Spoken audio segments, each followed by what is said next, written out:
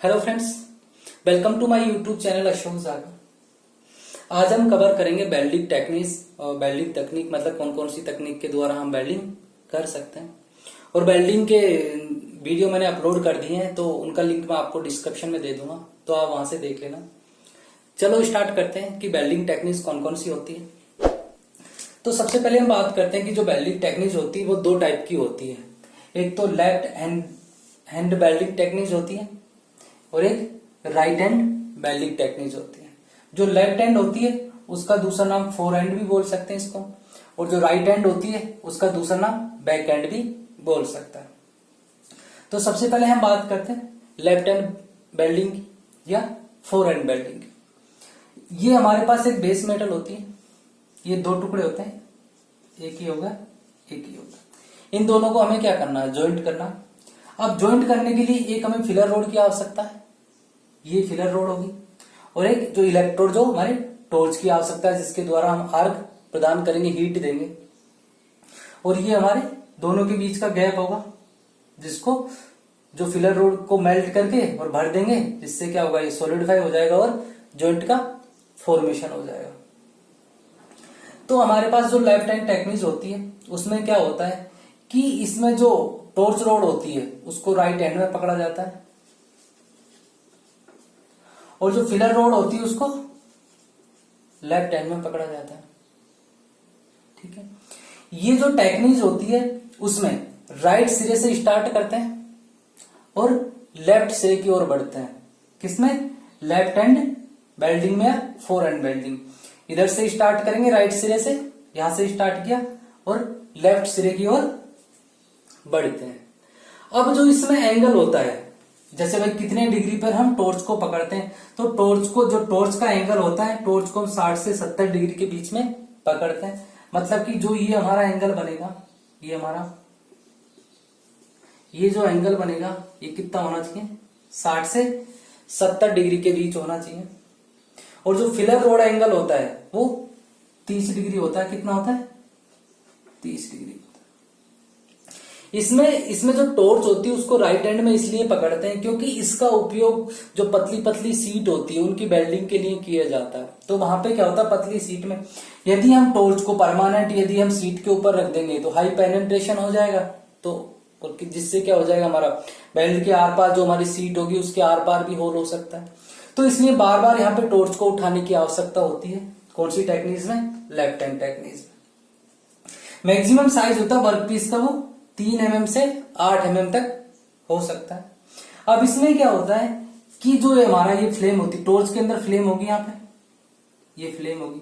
अब फ्लेम का जो इनर कोन होता है वो तो क्या करता है कि जो हमारी बेस मेटल होती है इसको मेल्ट करता है, और जो आउटर कोन होता है वो क्या करता है कि जो आगे की जो मेटल होगी, मतलब कि जो आगे मेटल होगी बेस मेटल, उसको प्री हीट करता है, उसको पहले से हीट कर देगा।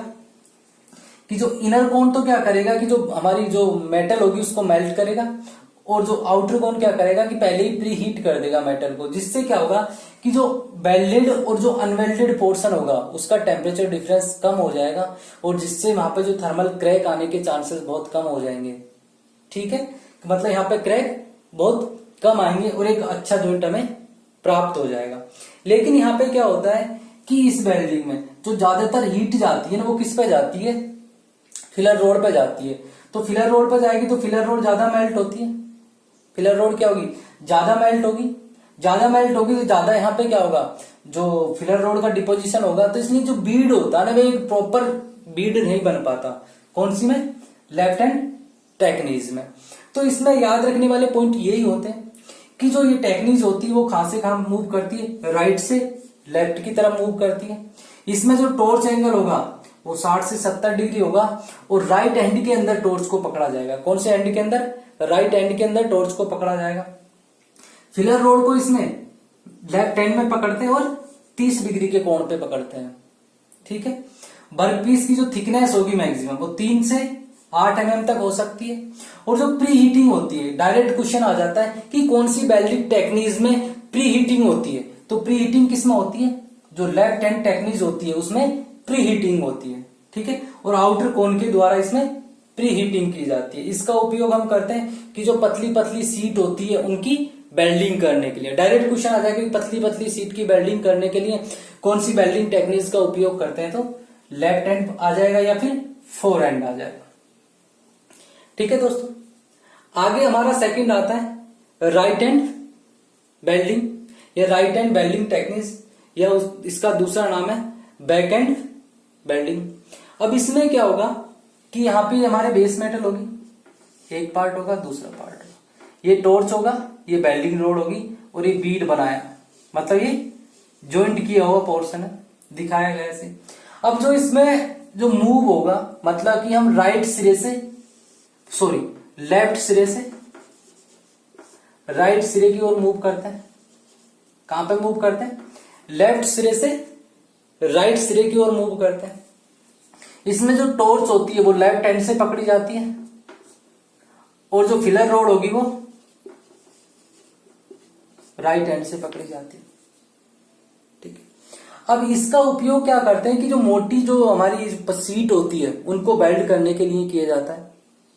तो बार बार हमें टॉर्च को उठाने की आवश्यकता नहीं होती, इसलिए यहाँ पे टॉर्च को लेफ्ट हैंड से पकड़ा जाता है और फिलर रोड को राइट हैंड से पकड़ा जाता है। इसमें जो टॉर्च का मुंह होता है ना, मतलब जो टॉर्च का मुंह वो बीड की तरफ होता है, और इसमें जो टॉर्च का मुंह होता है ना, मतलब आगे वाला सिरा वो बेस मेटल की तरफ होता है, जो अनवेल्डेड बेस मेटल होती है। तो यहाँ पे जो टॉर्च करती है ना, जो बीड मतलब वेल्ड किए हुए पोर्शन को ही क्या करती है, हीट कर रही है, तो हम उसको बोल सकते हैं जो पोस्ट हीट कर रही है, मतलब जो हमने पहले से वेल्ड किए हुए मेटल को क्या कर रही है, हीट कर रही है, तो उसे हम क्या बोल देंगे, पोस्ट हीटिंग बोल देंगे। क्या बोल देंगे? पोस्ट हीटिंग बोल देंगे।